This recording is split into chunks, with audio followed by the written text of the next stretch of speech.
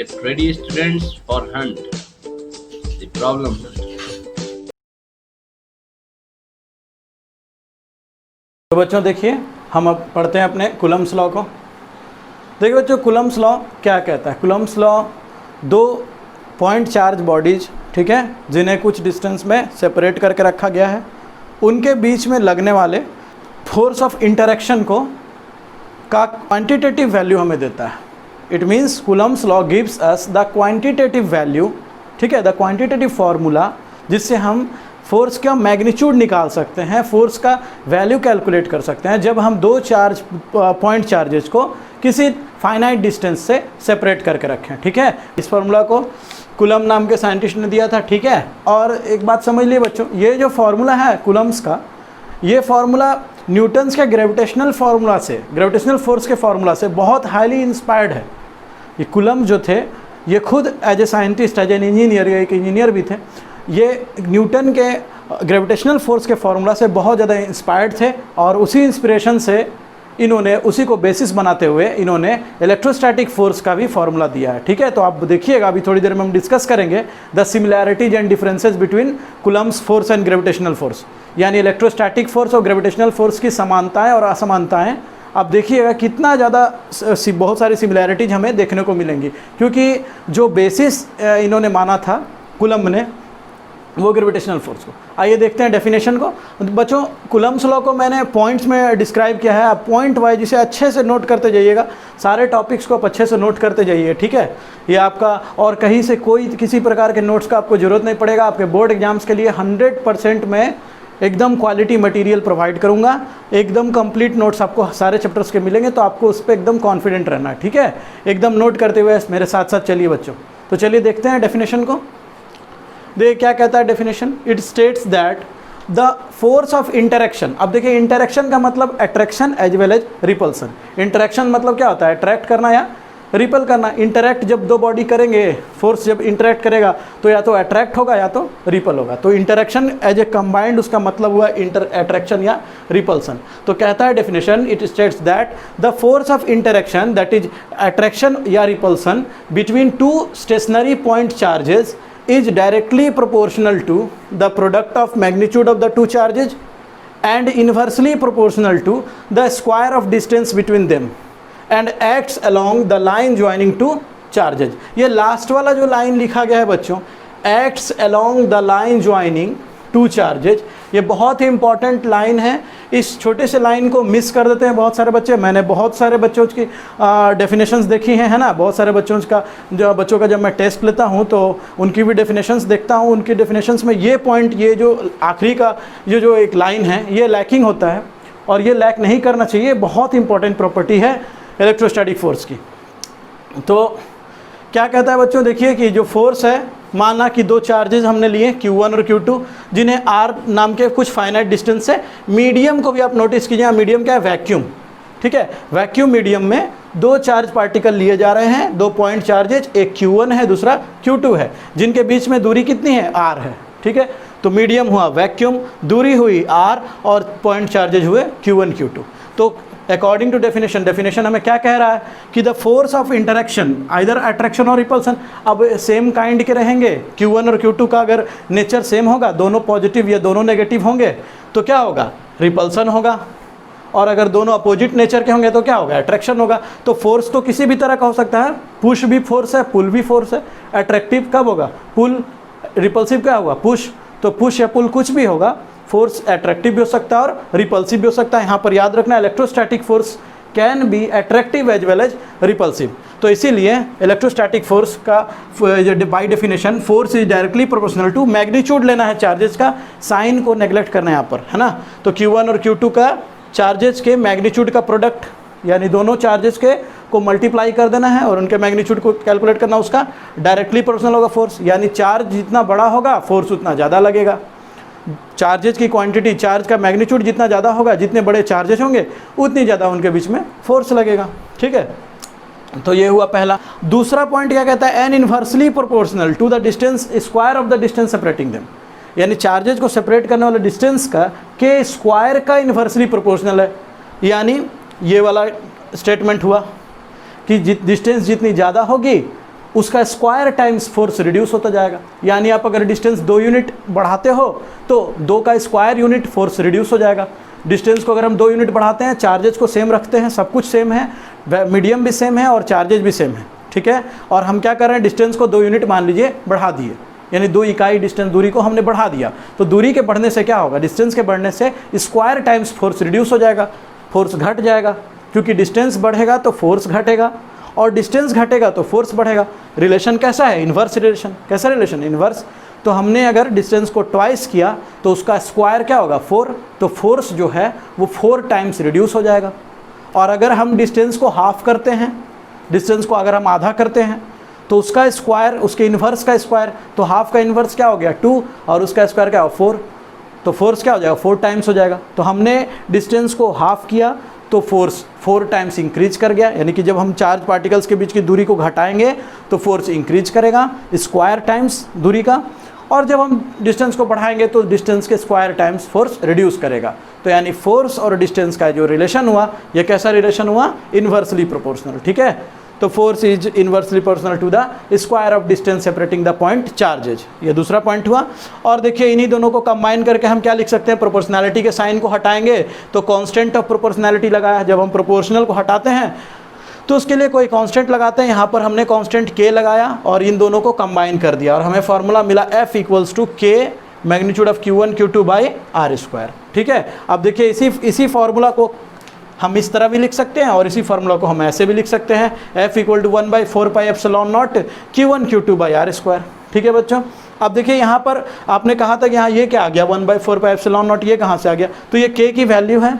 अब ये वैल्यू कहाँ से आती है, अब बस मैं थोड़ी देर में इसे डिस्कस करूँगा, ठीक है। पहले हम इन पॉइंट्स को देखते हैं फिर मैं बताऊँगा। देखिए ये चीज़ जो है ना, कुछ चीज़ें जो होती हैं बुक्स में नहीं दी जाती हैं और बहुत बेसिक होती हैं। देखिए ये कोई बहुत ही बड़ा पॉइंट नहीं है कि k इक्वल्स टू 1/4πε0 कहाँ से आ गया, है ना, ये कोई बड़ी बात नहीं है, लेकिन बुक्स में सारी चीज़ें नहीं दी जाती, इसलिए आपको अच्छे टीचर्स की ज़रूरत होती है, ठीक है।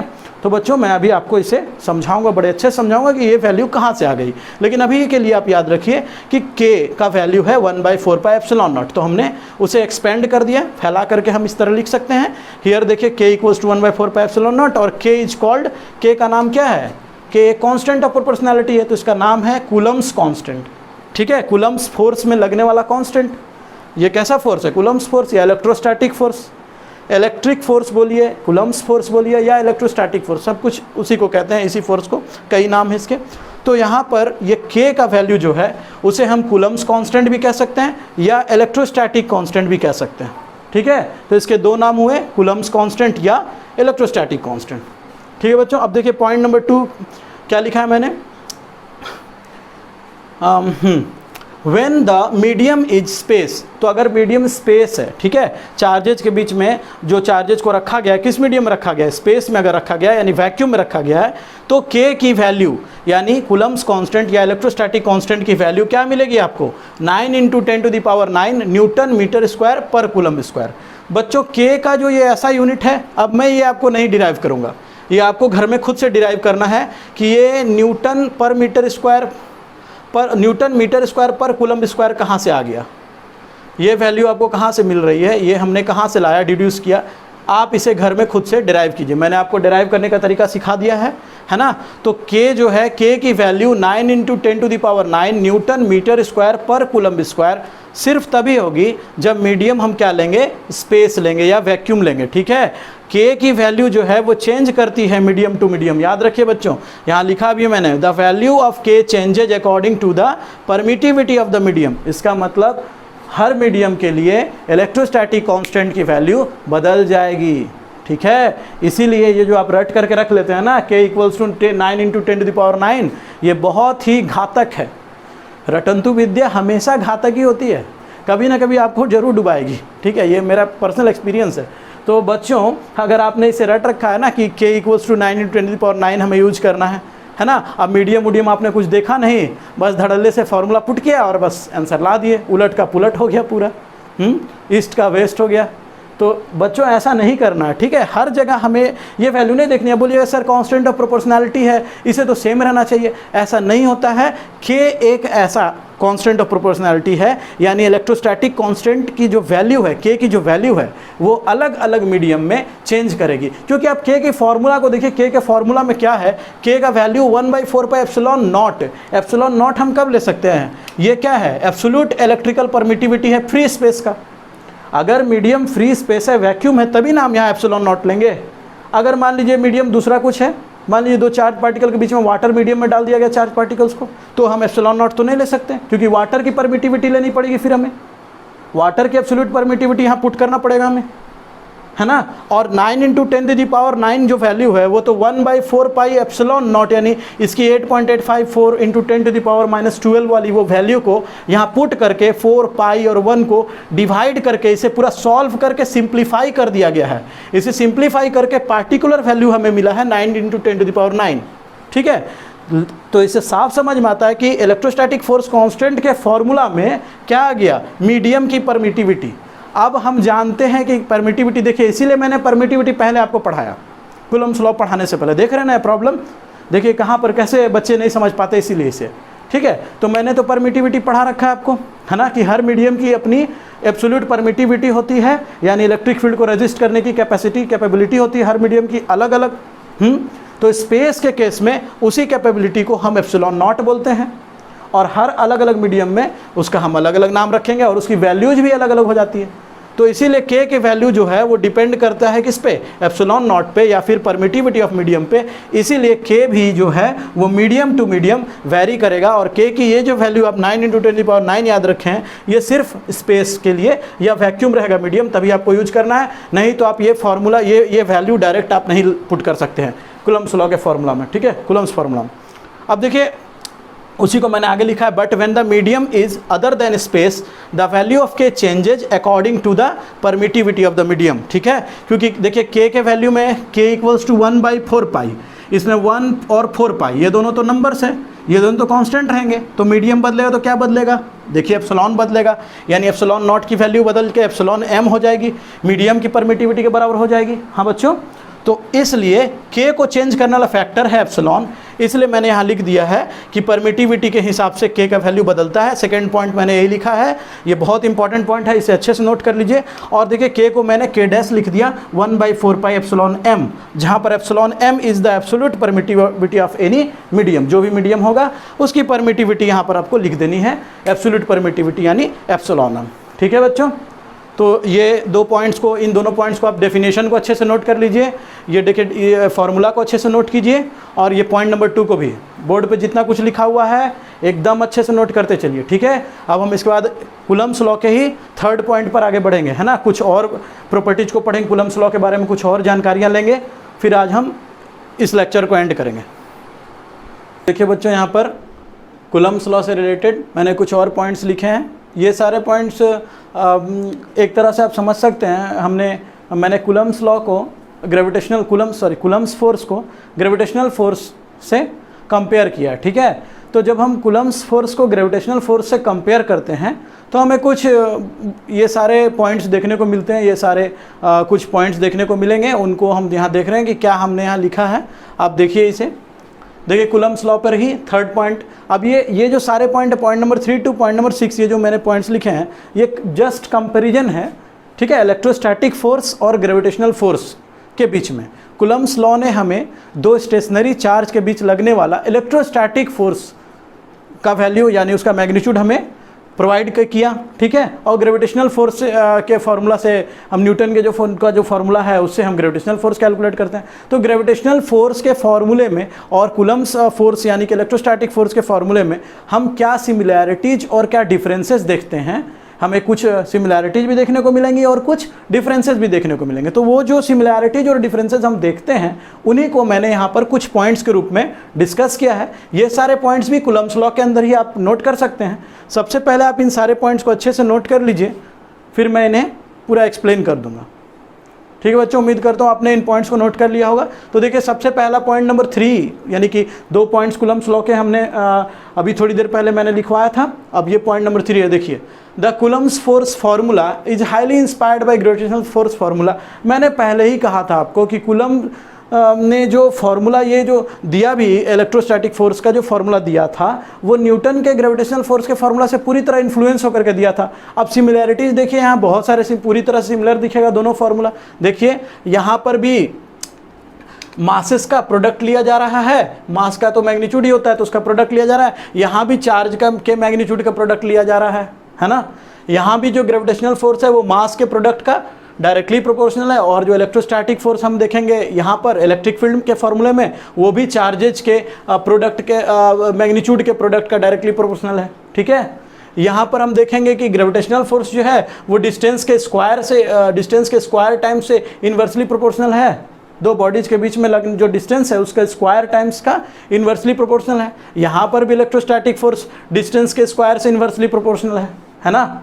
तो आप देखिए पूरी तरह से सिमिलर है, दोनों फार्मूला तो पूरी तरह सिमिलर है, लेकिन इतनी सिमिलैरिटीज होने के बावजूद भी बहुत ही माइन्यूट और बहुत ही समझिए एक खतरनाक डिफरेंस है दोनों फार्मूले में। देखिए पॉइंट नंबर 4 में मैंने उसे डिस्कस किया है कि डिस्पाइट ऑफ सिमिलर फार्मूले of gravitational force and electrostatic force there is a major difference between their proportionality constant. देखिए तो बचा क्या डिफरेंस बचता है इस जी में और इस के में, है ना।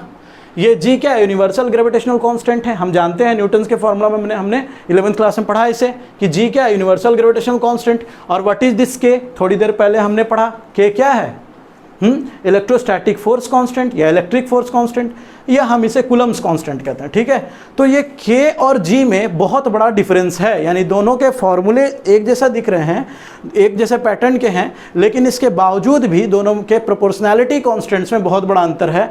जी जो है यानी कि यूनिवर्सल ग्रेविटेशनल कांस्टेंट जो है वो हमेशा हर जगह यूनिवर्स में हर जगह, चाहे दो मासेस के बीच में किसी भी तरह का मीडियम हो, स्पेस हो, वाटर हो, कुछ भी मीडियम में दो मासेस को रख दिया जाए, जी विल रिमेन ऑलवेज कांस्टेंट। यानी जो यूनिवर्सल ग्रेविटेशनल कांस्टेंट है वो इंडिपेंडेंट है मीडियम से, उसे मीडियम पर से कोई लेना देना नहीं है, मीडियम के हिसाब से वो कभी चेंज नहीं होता है। यानी हर फॉर्मूला में जब भी सिर्फ मासेस बदलेंगे और डिस्टेंस बदलेंगे, हो सकता है ग्रेविटेशनल ग्रेविटेशनल फोर्स के फॉर्मूला में, लेकिन जी का वैल्यू कभी भी चेंज नहीं हो सकता।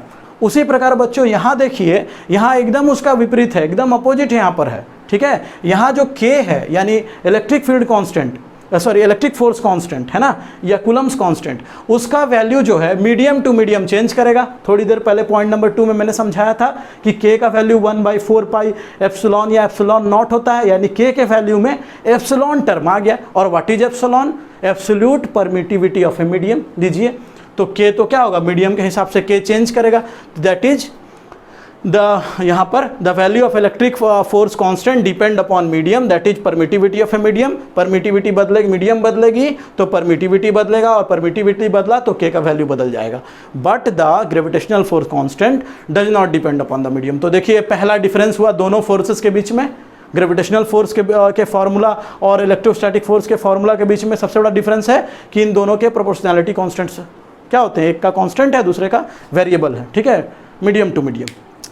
अब कंक्लूजन क्या निकला, तो कंक्लूजन ये निकला कि भाई मेरे, जब ग्रेविटेशनल फोर्स का फॉर्मूला में ही कोई भी ऐसा वैल्यू नहीं है जो मीडियम डिपेंडेंट है, तो ये फोर्स भी मीडियम डिपेंडेंट नहीं होगा। जब फोर्स के फॉर्मूला के सारे क्वांटिटी मीडियम से इंडिपेंडेंट है तो फोर्स भी मीडियम से इंडिपेंडेंट होगा, यानी ग्रेविटेशनल फोर्स को भी मीडियम से कोई लेना देना नहीं है।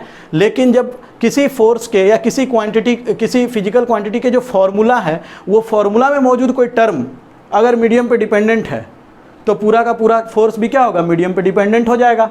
इसका मतलब फोर्स, इलेक्ट्रोस्टैटिक फोर्स जो है उसके फॉर्मूला में के आया और के मीडियम पे डिपेंड कर रहा है, तो अगर के मीडियम पे के हिसाब से चेंज करेगा तो इलेक्ट्रिक फोर्स भी मीडियम के हिसाब से चेंज करेगा। तो वही कंक्लूजन हमने लिखा है इस टॉपिक ना, पॉइंट नंबर 4 का conclusion, electric force depends upon medium but gravitational force is free from the influence of any medium.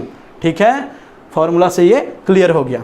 तो चलिए फिर अगला देखते हैं पॉइंट क्या है, electric force can be attractive और रिपल्सिव। ये तो बड़ा इंटरेस्टिंग है, like charges repel each other, unlike charges attract each other. इसका मतलब इलेक्ट्रिक फोर्स जो है वो अट्रैक्टिव भी हो सकता है या रिपल्सिव भी हो सकता है, depending upon the nature of charges.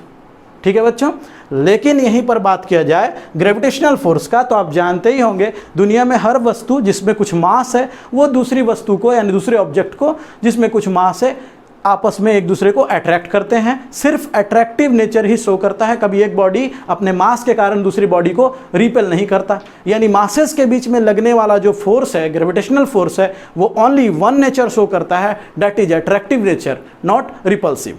यानी ग्रेविटेशनल फोर्स सिर्फ अट्रैक्टिव नेचर शो करेगा और इलेक्ट्रोस्टैटिक फोर्स अट्रैक्टिव नेचर भी शो कर रहा है as well as repulsive nature भी शो कर रहा है। ठीक है, तो ये हमारा पॉइंट नंबर 5 भी कंप्लीट। अब हम आखिरी पॉइंट को देखते हैं। अब देखिए ये तो बड़ा इंपॉर्टेंट है, strong forces and week forces. हम 11th के फर्स्ट चैप्टर में ही हम इन सब चीज़ों को पढ़ते हैं, तो यहाँ पर एक तो थोड़ा सा रिवीजन ही हो गया। देख लीजिए, electric force is much stronger than gravitational force. ये ऑब्वियस है, इलेक्ट्रिक फोर्स बहुत ही ताकतवर है ग्रेविटेशनल फोर्स के तुलना में। अब इसे प्रैक्टिकली कैसे समझा जाए, हम प्रैक्टिकली ऐसा कैसे माने कि इलेक्ट्रिक फोर्स जो है वो ग्रेविटेशनल फोर्स के तुलना में बहुत स्ट्रॉन्गर है। तो इसका बेस्ट एग्जाम्पल मैं आपको देता हूँ। देखिए, छोटे से पीसेस, पेपर के पीसेस लीजिए और स्केल या वगैरह कोई भी चीज़ें, पेन जिसे हम रब कर सकते हैं अपने क्लोथ्स में, है ना। उसके बाद जब हम उस पेपर के पीसेस के सामने उस स्केल को या पेन को ले जाते हैं तो हम क्या देखते हैं, इलेक्ट्रोस्टैटिक अट्रैक्शन के कारण अनलाइक चार्जेज क्या वो पेपर के पीसेस को क्या करने लगता है, स्केल या पेन अट्रैक्ट करने लगता है और वो उठते हुए भी दिखते हैं, है ना।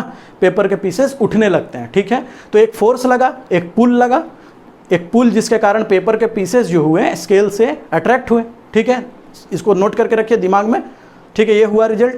अब देखिए, कोई भी बॉडी, ग्रेविटेशनल फोर्स क्या है, कोई भी बॉडी जिसमें मास है वो दूसरी मास वाली बॉडी को अट्रैक्ट करता है। ठीक है, तो हम बिना रब किए एक स्केल या एक पेन को थोड़ी दूर हवा में ऊपर रखते हैं और अपने डेस्क पे कुछ पेपर के पीसेस को रखते हैं और बस देखते हैं क्या इन्फ्लुएंस होता है दोनों के बीच में, क्या वे दोनों एक दूसरे को अट्रैक्ट कर रहे हैं।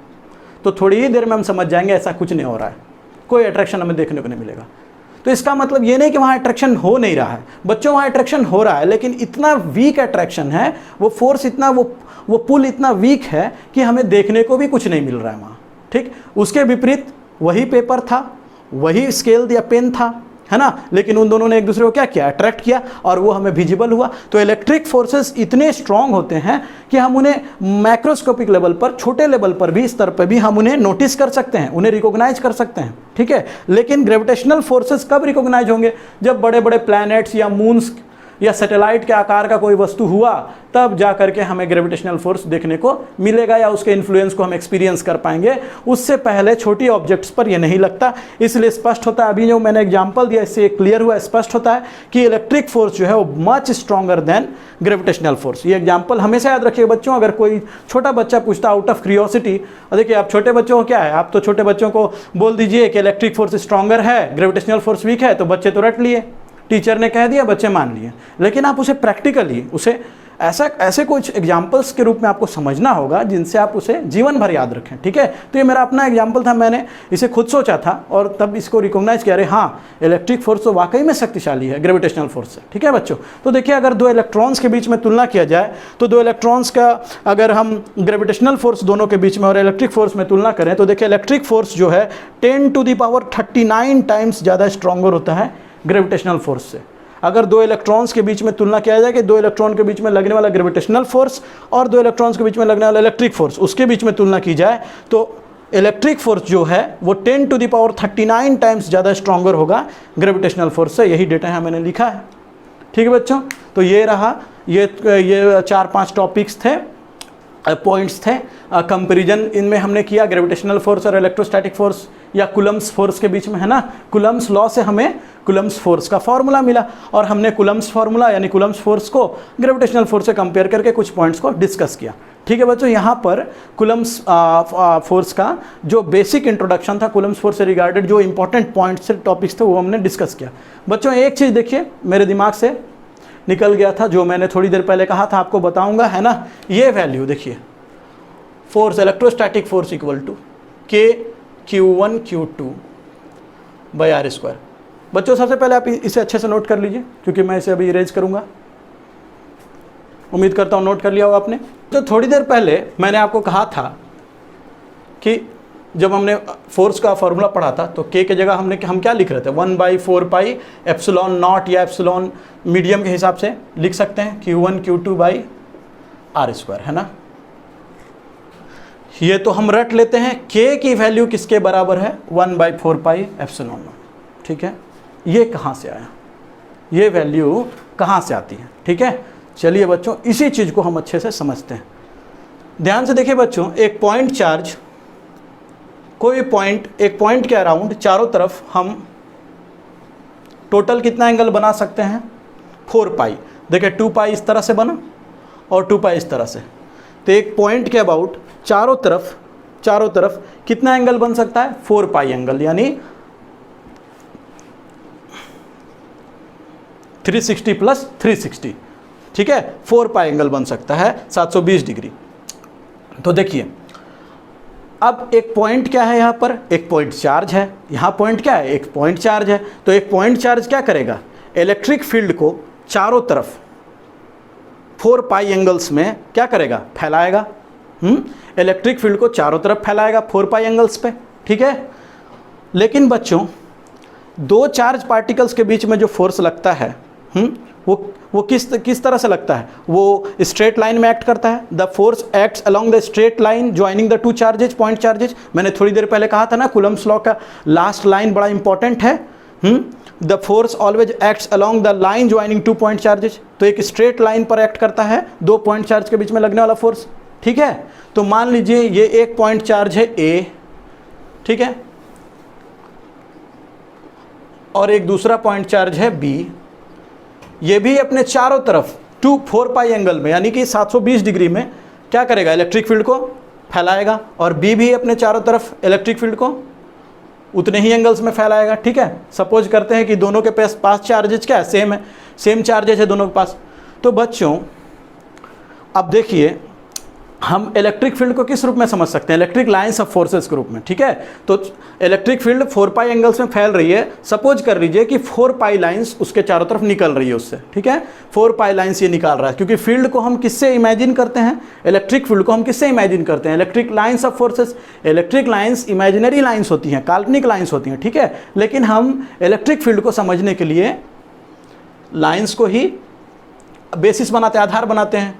तो पूरे के पूरे 4 पाई एंगल्स में अगर चारों तरफ, एक पॉइंट के चारों तरफ टोटल एंगल अगर 4 पाई ही बन सकता है, तो टोटल हम मान लेंगे कि फील्ड लाइंस कितनी सारी निकलेंगी, 4 पाई फील्ड लाइंस निकलेंगी ए के चारों तरफ भी, और 4 पाई फील्ड लाइन निकलेंगी बी के चारों तरफ भी। तो ए और बी दोनों 4 पाई फील्ड लाइंस टोटल अपने चारों तरफ निकाल रहे हैं। ठीक है, लेकिन जो इनके बीच में इंटरेक्शन होगा, यानी कि अट्रैक्शन या रिपल्सन, जो भी फोर्स लगेगा वो एक ही स्ट्रेट लाइन के अलॉन्ग लगेगा ना, एक ही स्ट्रेट लाइन के अलॉन्ग, है ना।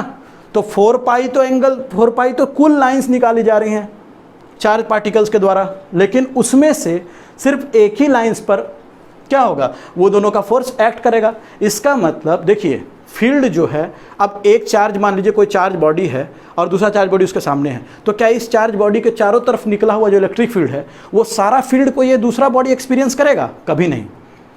समझिए बच्चों इसको ठीक से, दो चार्ज बॉडीज हैं, ये भी चार्ज बॉडी अपने चारों तरफ 4 पाई एंगल्स में फील्ड को एमिट कर रहा है, दूसरा बॉडी भी अपने चारों तरफ 4 पाई एंगल्स में इलेक्ट्रिक फील्ड को एमिट कर रहा है। तो क्वेश्चन यहाँ ये उठता है कि क्या दोनों बॉडीज अपने टोटल इलेक्ट्रिक फील्ड्स को एक दूसरे से इंटरेक्ट, दोनों की टोटल इलेक्ट्रिक फील्ड एक दूसरे से इंटरेक्ट करेगा? कभी नहीं करेगा। इसका इलेक्ट्रिक फील्ड कुछ दूसरी, बहुत सारी दूसरी दिशाओं में जाएगा, इसका भी इलेक्ट्रिक फील्ड बहुत सारी दूसरी दिशाओं में जाएगा, और फील्ड के वजह से ही क्या पैदा होता है, फोर्स। फील्ड ही क्या क्रिएट करता है, फोर्स। इसका मतलब इन दोनों के टोटल इलेक्ट्रिक फील्ड के चलते जो फोर्स ये लोग पैदा कर सकते हैं, उतना फोर्सेस कभी एक दूसरे पे ये लोग नहीं लगाएंगे। समझिए, बॉडीज अपने चारों तरफ इलेक्ट्रिक फील्ड को फैला रहे हैं, तो फोर्स भी क्या हुआ, डिस्ट्रीब्यूट हो रहा है।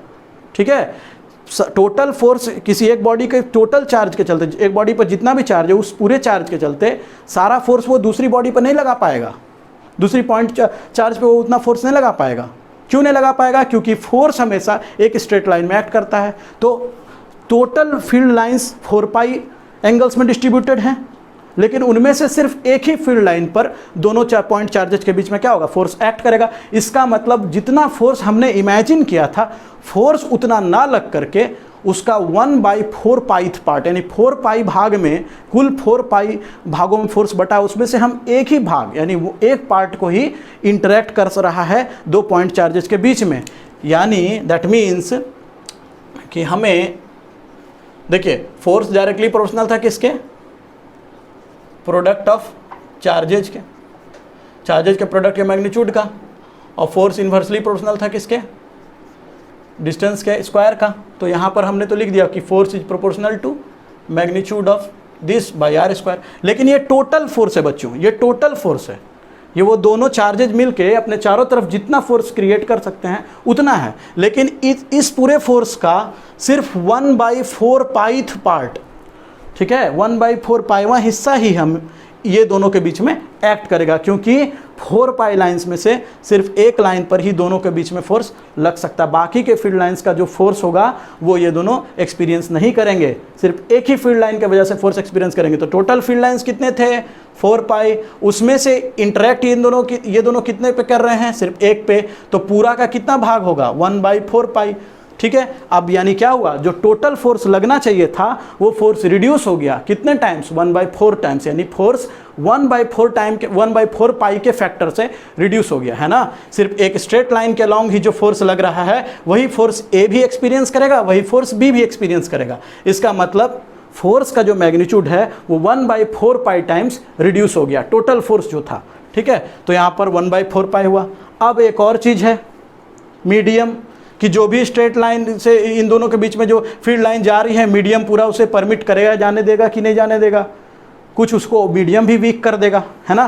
तो हम एक और चीज़ जानते हैं कि फोर्स को मीडियम भी क्या करता है, वीक करता है, ठीक। तो यानी मीडियम के लिए हम क्या लेते हैं, परमिटिविटी। तो यहाँ पर क्या लग जाएगा, परमिटिविटी भी फोर्स का इन्वर्सली प्रोपोर्शनल है, तो नीचे आ जाएगा इस फॉर्मूला में। तो फोर्स इज डायरेक्टली प्रोपोर्शनल, जब हम इस प्रोपोर्शनैलिटी को हटाएंगे तो एग्जैक्ट वैल्यू क्या लेंगे कि ये था टोटल एक्सपेक्टेड फोर्स, लेकिन ये एक्सपेक्टेड फोर्स ना लग करके वो रिड्यूस हो गया 1/4 टाइम्स। ये रिडक्शन किस लिए हो रहा है, क्योंकि टोटल फील्ड लाइंस में से सिर्फ एक ही फील्ड लाइन पर दो पॉइंट चार्जेज इंटरैक्ट करता है, यानी अट्रैक्ट करे या रिपल करे, ठीक है, इसलिए 1/4 पाई हो गया।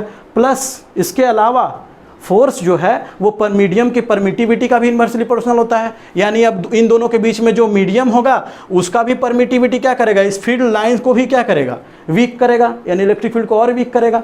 तो यहाँ पर फोर्स और रिड्यूस होगा एप्सिलॉन टाइम्स, ठीक। अब अगर यहाँ मीडियम वैक्यूम है तो एप्सिलॉन नॉट हो गया। तो देखिए Q1 Q2 by R square.